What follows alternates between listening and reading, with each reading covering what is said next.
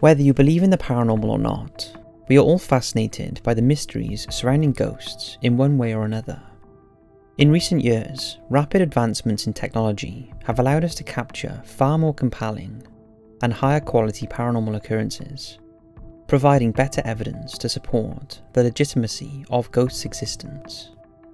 However, with these technological advances, it has also become far easier to fake and create hoax footage. This is especially true with our world's ghost hunters, particularly those you see on television, who have the ability to easily create seemingly authentic but fake videos with their higher budget and professional recording technology.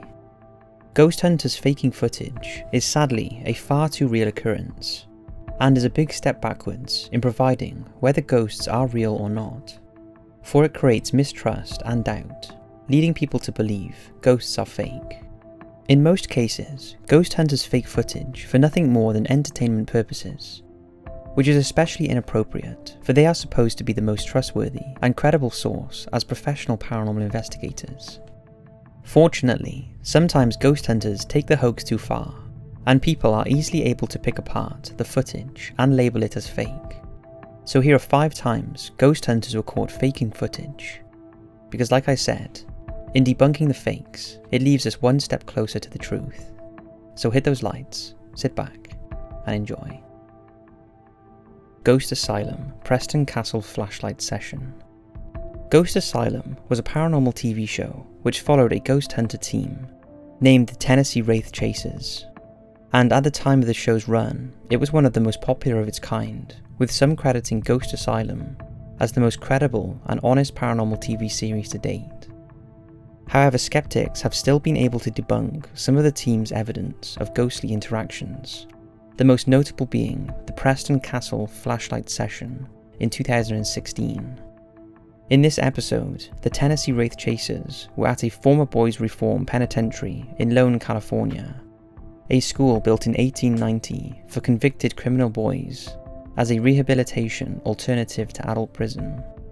The team were trying to see if they could record evidence of 2 spirits supposedly stuck in Preston Castle.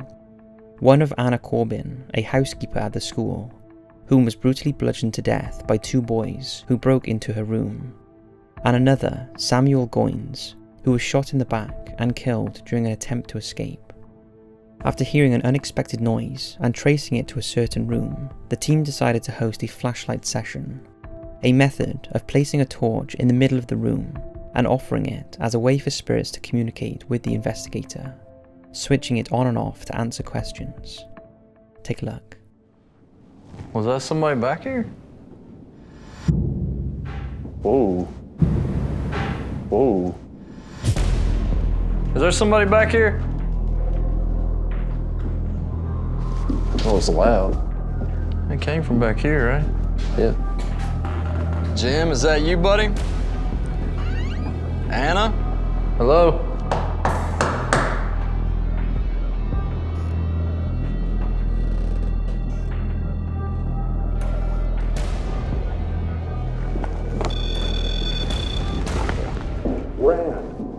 Ran. Said ran? Yeah, ran. You know, we got that earlier today in the baseline. Something about running. Tell you what we'll do. We're gonna put this flashlight on the windowsill over here. If you're still here with us, can you give us a sign of your presence? If you use your energy, you may be able to cut this flashlight on. We heard a very tragic story about Anna Corbin. We're trying to figure out why those 2 boys killed an innocent person. Do you know anything about that murder?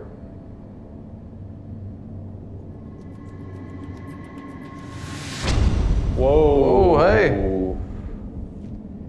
So you are here with us. Can you turn that flashlight off? Anna? Turn it off. Don't be shy. You want me to count to 3 and you can turn it off? 1, 2, 3. There you go. I'll count that. Whilst many, at first, found flashlight videos like this extremely compelling, being used by not only Ghost Asylum, but other paranormal investigation teams such as taps on the TV show Ghost Hunters. It was quickly debunked by skeptics, who found that these ghost hunters were using a type of torch, which you have to twist to activate, completing the circuit and powering the bulb. This allowed them to place the flashlight in between on and off positions, which would result in the torch flickering between settings, turning on and off repeatedly. Paired with questions like those in the video, this creates some pretty convincing evidence of communication with a ghost. However, it's nothing more than a little bit of rudimentary science. Ghost Adventures Flying Brick. One of the most well-known events on the long-running and popular TV show Ghost Adventures was the team capturing what seemed to be a poltergeist throwing a brick at the wall in the room they were filming in.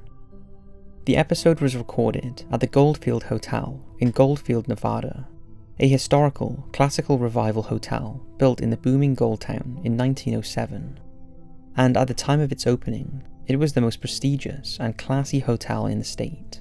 However, the hotel was shut in the 1940s, after some years of struggle following the end of the gold rush, and has never opened its doors thereafter. Since then, the Goldfield Hotel has become a popular ghost hunting spot, with an urban legend that the owner, during the 1910s, George Wingfield, got a prostitute named Elizabeth pregnant. Fearing scandal, he locked her in the basement until she died, but was never prosecuted for his supposed crime. This basement was the same basement where the infamous Ghost Adventures brick throwing incident took place, and has been the subject of much debate over its authenticity ever since. Is that you making all the noise? Holy oh my god! Holy stop! Stop! Go!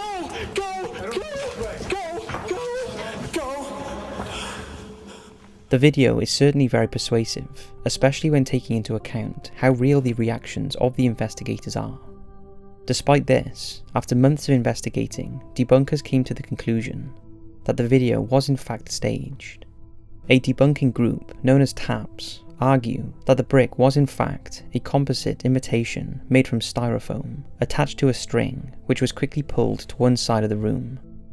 This definitely has a strong base to it, for the basement is quite large, and with it being dark, one cannot see the entire room, leaving plenty of space to set up the apparatus used in the video. This would also explain why the bricks seemingly didn't make much noise upon impact, for you would think something that heavy would make a bang just as loud as the screams of the investigators.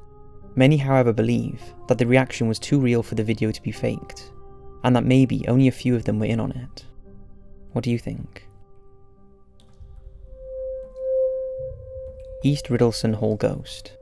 While investigating at East Riddleston Hall at Cayley, an old 17th century manor house, Mark Vernon and his team claimed to capture a ghostly spirit in the form of a floating orb, which in the world of paranormal investigation is labelled as a common way apparitions may manifest themselves, as the orb represents the energy of the spirit. However, many dismiss orbs as insufficient evidence of ghost, and there are many things an orb could be, such as electronic or light interference. In this clip, a floating brown object floats by the camera on multiple occasions, bewildering the investigators. Take a look. Have you found anything yet? Oh, we have actually. You have? Yeah, we just caught something new. But we caught it on two cameras. Yeah. I'll check the footage tonight. Been ghost hunting. Oh, have you? That's twice we've caught something down there. Yeah. This clip, although eerie, can easily be debunked as an editing ruse. The giveaway here is that the orb doesn't seem to follow the shaking and movement of the camera, but instead takes on its own course across the screen, moving far too smoothly to be captured by the camera. This also doesn't add up with the proximity of the orb, which is clearly very close to the camera, and thus would have moved much faster and shakier than in the footage. The one blurred line is the reaction of the investigators to the orb, but this could easily have been staged beforehand to create an authentic impression. What do you think? Ghost Hunters Buffalo Central Terminal Ghost.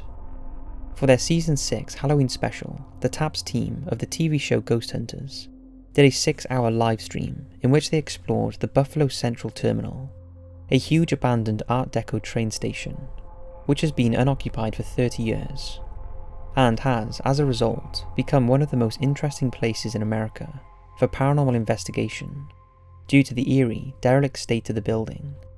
One interesting clip the ghost hunters recorded that night, which they presented as unexplained evidence, was of a human-shaped heat signature facing down a hallway, caught on a thermal camera.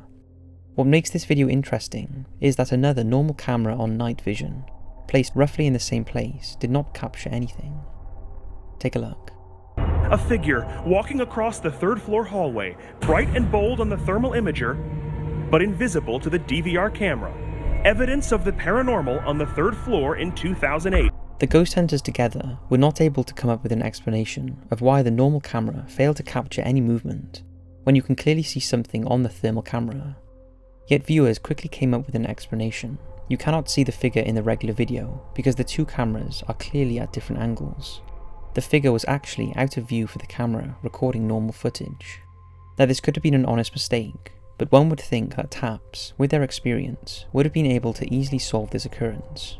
One former film crew member, who was with the ghost hunters in the Buffalo Central Terminal, later came out saying that some dishonest things happened that night, referencing that in one instance they all heard a security guard outside shouting "get out" to some homeless people, but the team labelled it as unexplained to make the live stream more entertaining. Almost sounds like something, like just moving on paper. Yeah. You think it's wind? Could be wind, could be an animal. It could be anything, but let's hang.